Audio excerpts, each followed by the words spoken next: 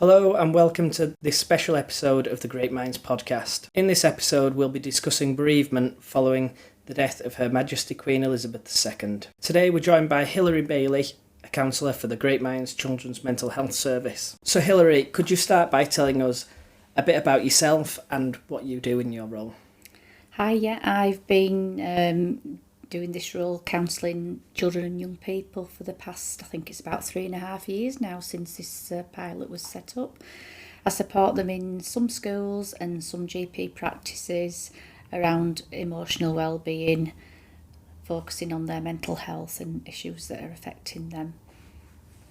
Great, and obviously, we work alongside each other quite a bit, so I already know that a lot of the young people find it a real support working with yourself, and it's been a great benefit to many young people. So obviously today we're discussing bereavement.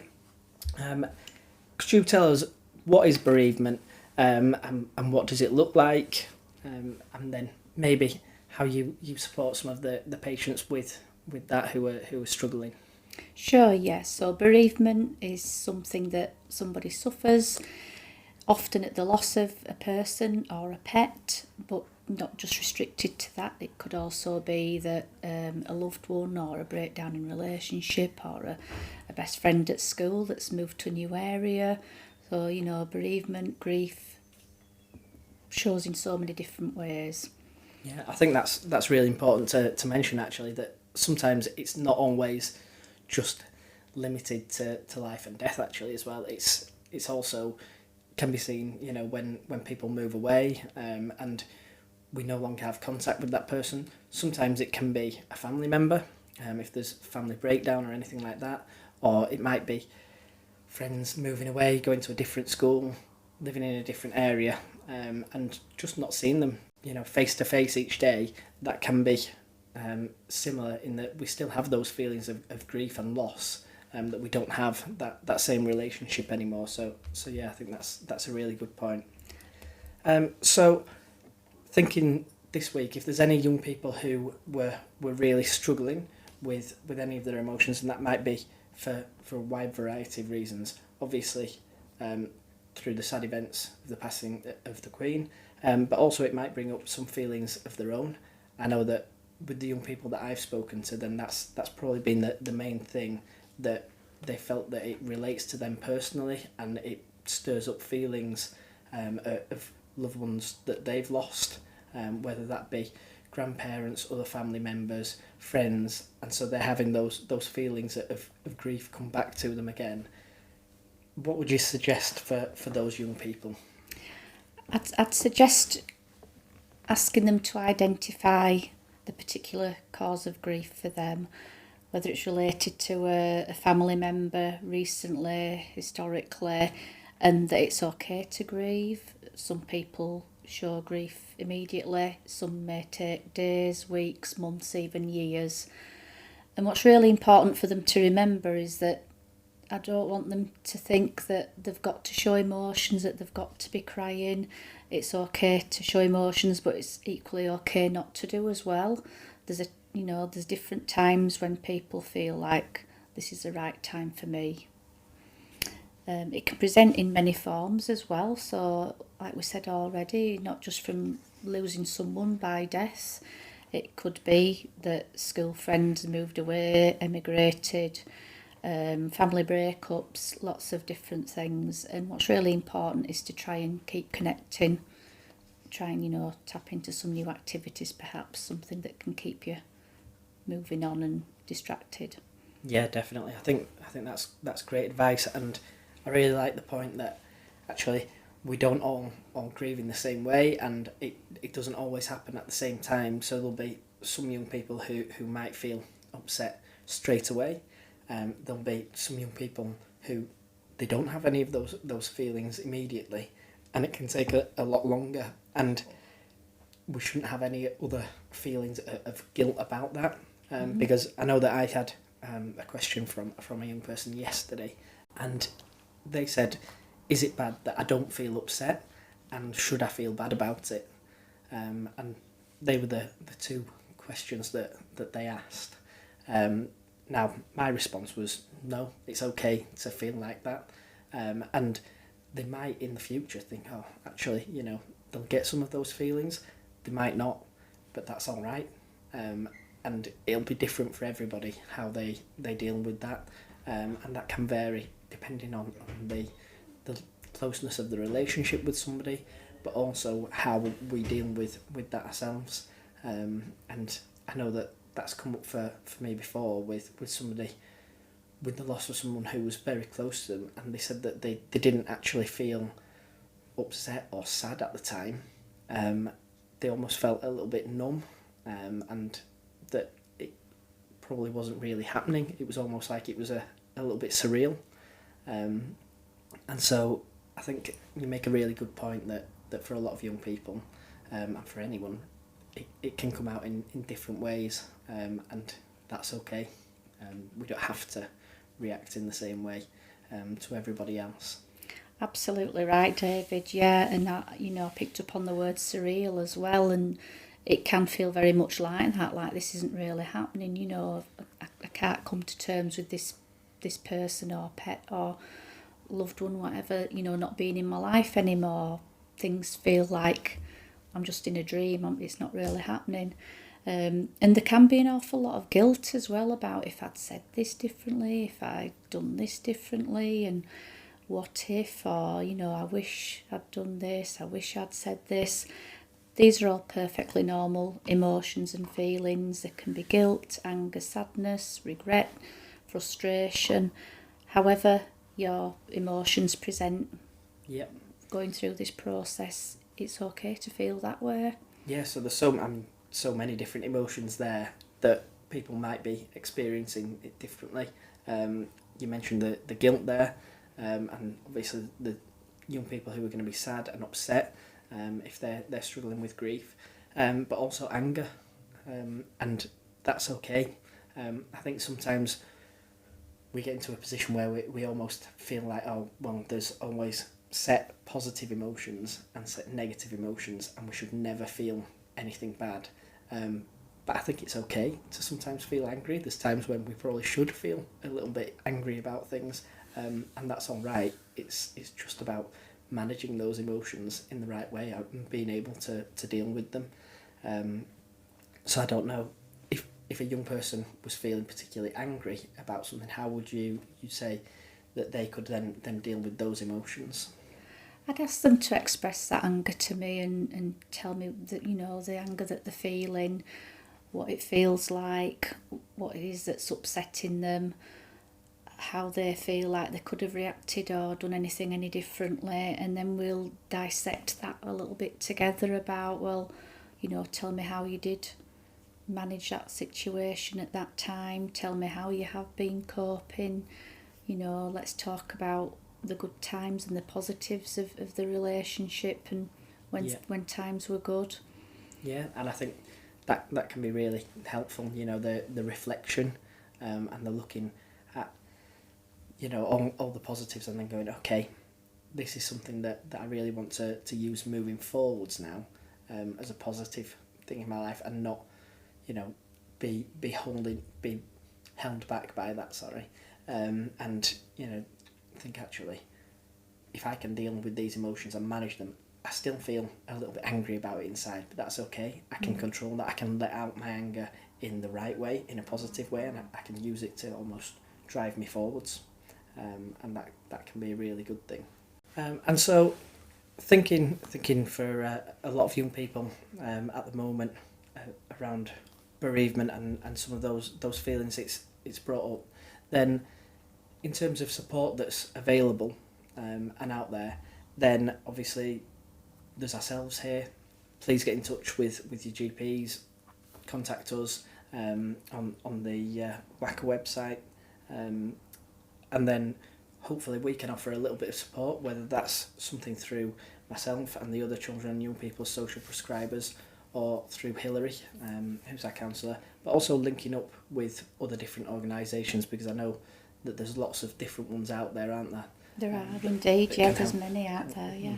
I know that recently then I've had an involvement, a young person linking up with a charity called Winston's Wish, and then there's been other ones, local charities that are involved, many with bereavement. So if you are struggling with anything like that, or any other concerns that you have, it might not be those feelings of grief yet. It might be thinking, actually, I've generally been feeling a little bit angry about things. I've been feeling sad about something. I've been struggling with mental health in any way. Then please do get in touch, and hopefully both the children's social prescribers and also the Great Minds counselling service can offer a little bit of support. In terms of the numbers of young people that we're seeing with grief, is it something that comes up quite regularly for you, Hilary, or is it not something that's fairly regularly? Yeah. Often, if I'm having interventions with young people and I'm noticing that they're getting quite emotional, often there might be other things that's underlying. It could be loss of a grandparent, a pet, a friendship fallout that comes up, and that might not have been the initial issue for them. You know, often peeling between the lines and the surfaces, there can be quite a few other things going on there, and it can be often reflecting back to, you know, last time I saw a grandparent and feeling guilty, particularly with the pandemic and everything. You know, time went on and people didn't see people for a long time. Yeah, definitely.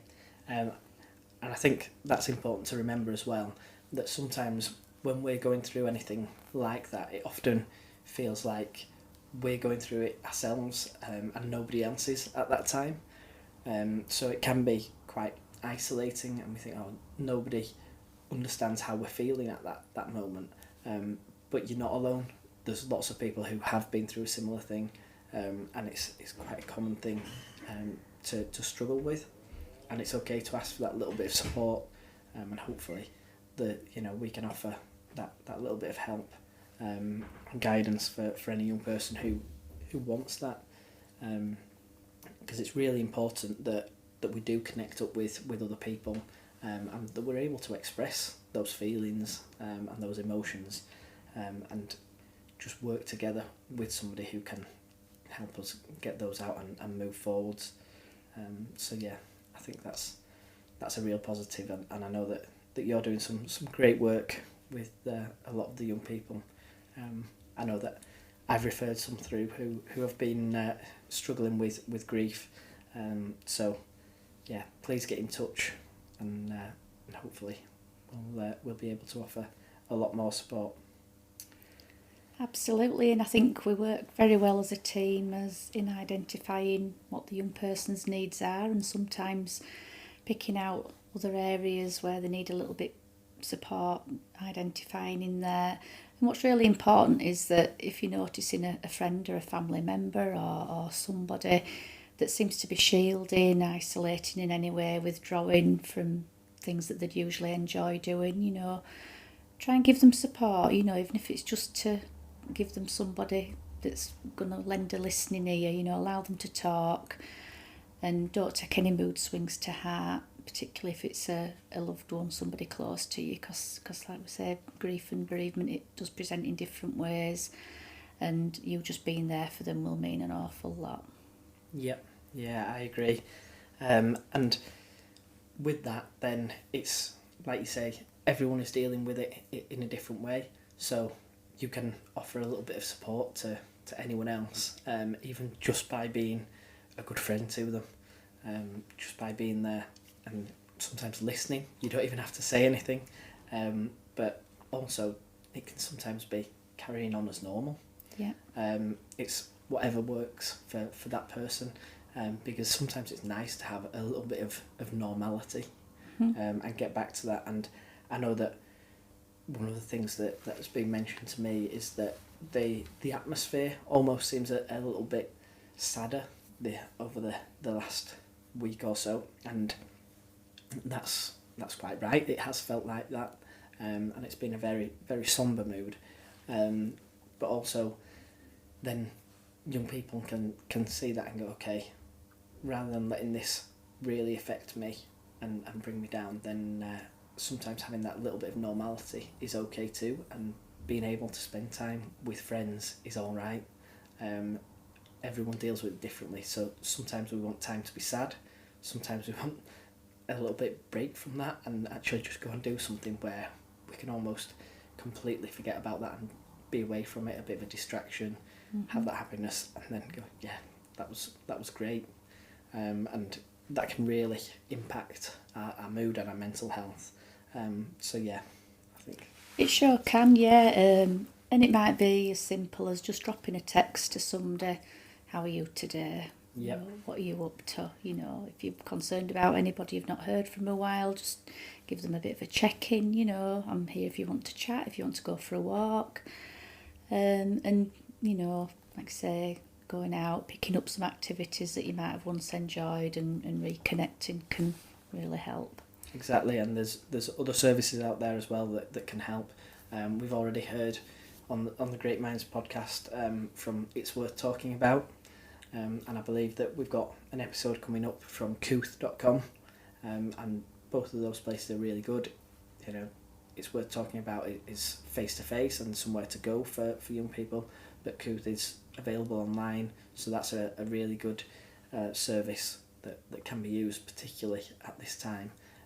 To answer any questions and to talk about any feelings that you have. So please do use that if you can.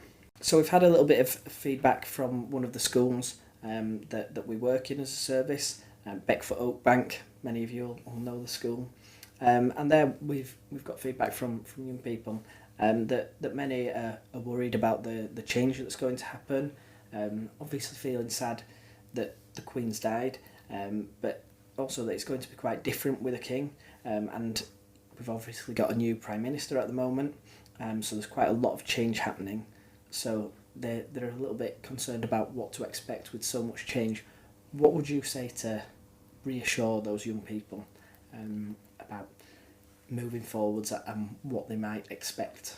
I think it's important to try and look forward. I mean, it's always better to try and feel positively about things rather than negatively, but we can't always pick and choose that way.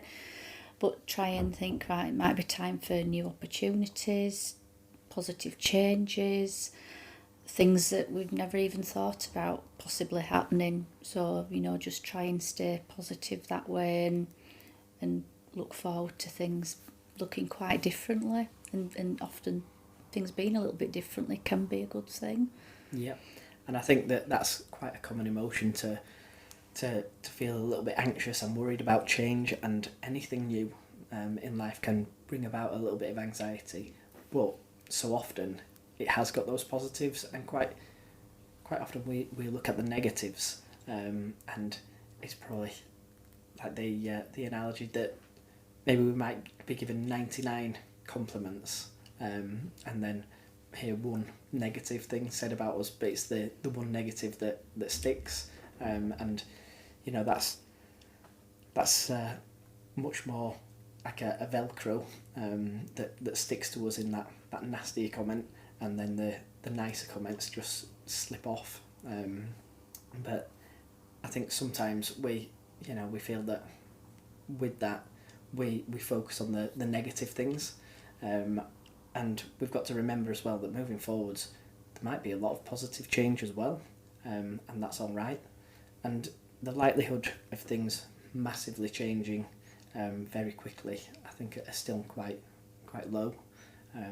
So it's not something that we should be immediately concerned about. And in terms of feeling anxious, then carry on with speaking to people. Be open and be able to voice those anxieties, but at the same time it's important to recognise what level they're at, and that we don't need to be in a complete state of panic about something that is quite unlikely to happen, and you know it might never happen. There might not be a massive change, and if there is, then it might be a positive thing, and it might take a long time to happen, so that's okay. Completely, yeah. There's no evidence that anything's gonna get any worse. And if you do find yourself leaning towards feeling quite apprehensive and negative, like, oh, it's not going to be nice, things are going to change for the worse. Try and turn those thoughts into looking forward and trying to feel a bit more positive. Well, it's a good opportunity for some new things to be implemented. Think about some challenges that might help you to move forward yourself. So yeah, hopefully brighter times to come and new opportunities. Yeah, definitely. And I think that's something that the Queen herself would have probably agreed with. She was very, very positive, and looking forward to what's to come next, and would have wanted things to carry on really well and in a positive direction. So that's something to remember as well. She sure was, yeah. She was a lovely lady and we'll all remember her. And, we've got those lovely memories and, again, thinking about the loss of anybody, reflect as much as you can about the good times, maybe put some photographs together, have a laugh with other people who knew them about, the funny side of the character that you're missing or you're upset about. Remember your positive memories. It's okay to have a bit of fun remembering them. Yeah, definitely. Brilliant. Well, thanks for joining us on the Great Minds podcast today, Hilary. It's been great to hear from you, and thank you for support that you're offering the young people. Even in this sad time, then we can think of those happy moments as well.